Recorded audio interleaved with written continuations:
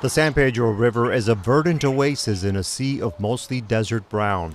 It's a resplendent ribbon of life that meanders through mountains and valleys, providing habitat and sustenance for hundreds of species that are dependent on life-giving water.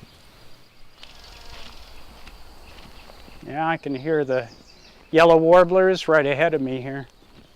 Robert Weisler is with Friends of the San Pedro River, a nonprofit organization that works to protect the region. He says this environment is a place for reflection, exploration, and education. And the familiar sound of the Gila woodpecker. Omnipresent, really. Weiser says the San Pedro Riparian National Conservation Area also reminds him of another unique environment halfway around the world. He visited Egypt years ago.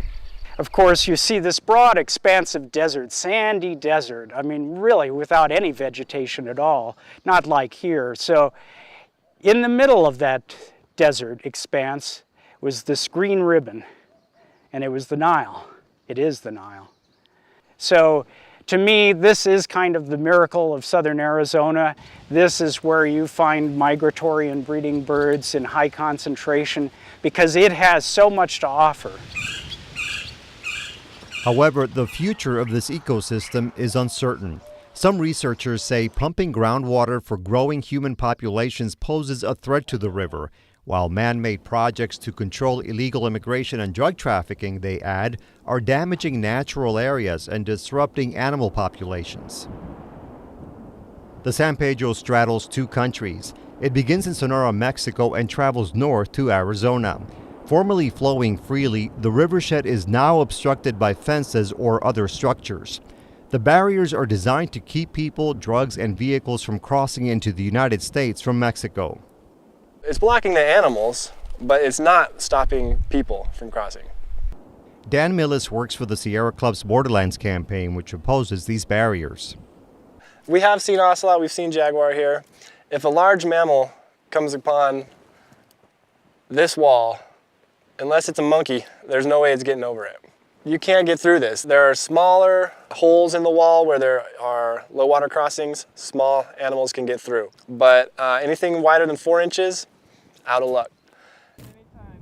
Aaron Flesch conducts studies on wildlife populations as a research scientist with the University of Arizona School of Natural Resources and the Environment.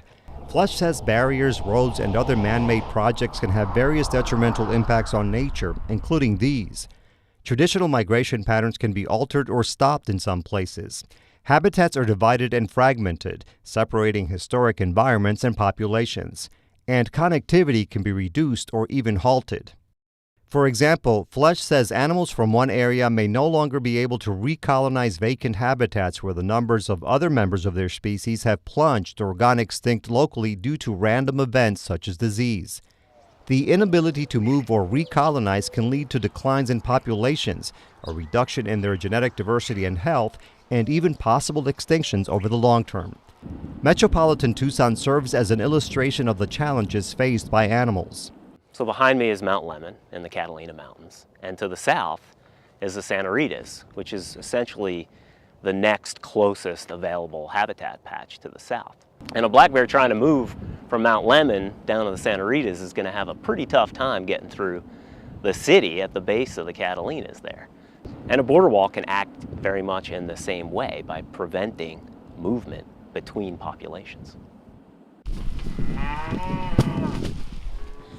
John Ladd is a rancher next to the San Pedro River whose relatives have been working on this land since the late 1800s.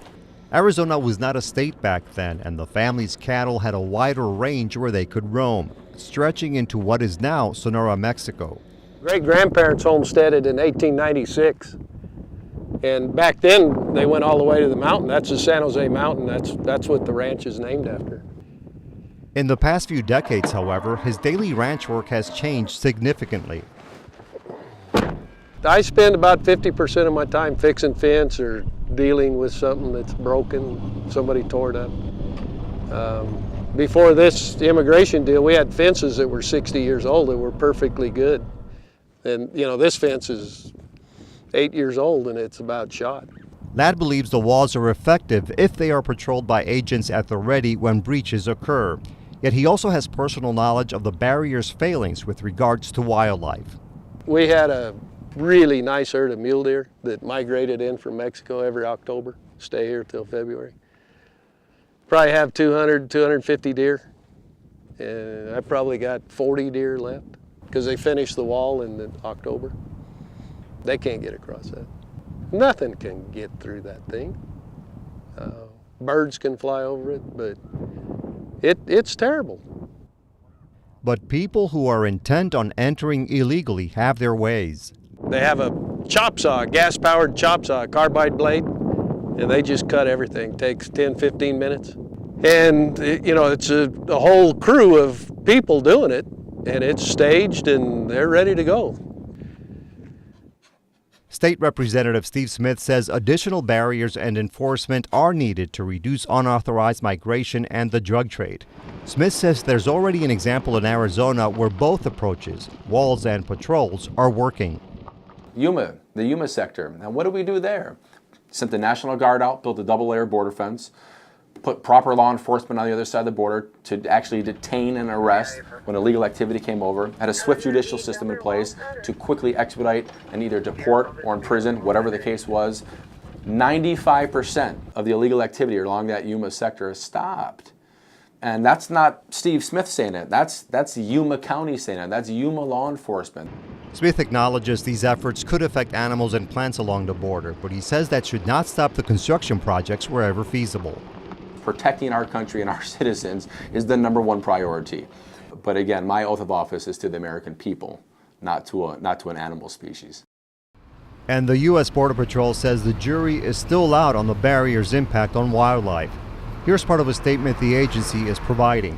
Quote, the Tucson Sector Border Patrol uses two distinctive types of fencing, vehicle and pedestrian. Vehicle barrier fencing does not limit the movement of wildlife. Pedestrian fencing is used in urban areas where wildlife movement is not a significant consideration. Customs and Border Protection is not aware of any studies or data which support a conclusion that the border fence has resulted in any measurable impact on wildlife movement. Clearly, illegal immigration and the social and economic background and drivers behind it are much more complex than just the environmental effects of border infrastructure. But I think those problems are solvable, and I think if we put together multidisciplinary teams of folks and stakeholders together with the government, not just our government, but the Mexican government as well, that we can solve these problems. It's a question of what we value, and nature is something fragile we shouldn't take for granted. And so these special resources have to have the ability to move in order to thrive. That's a values question.